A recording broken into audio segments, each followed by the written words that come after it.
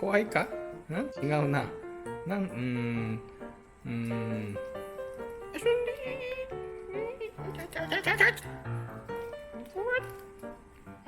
ください。嫌か？嫌かね。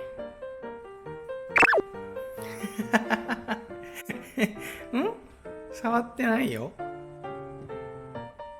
触ってないですよ。気のせいだよ、気のせい。ほら。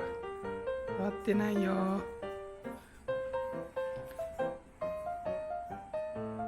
こんなになっちゃって。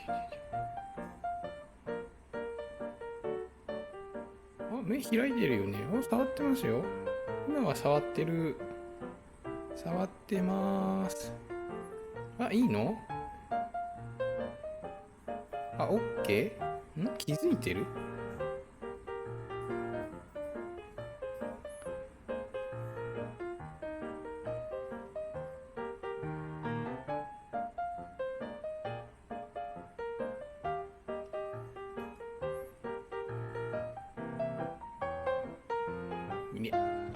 いや、へへへへ。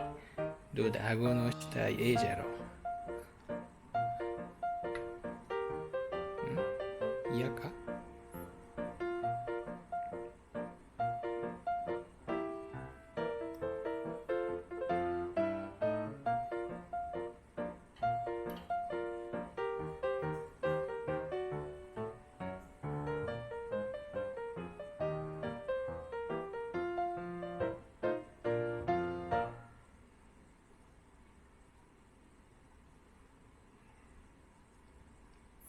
なんか、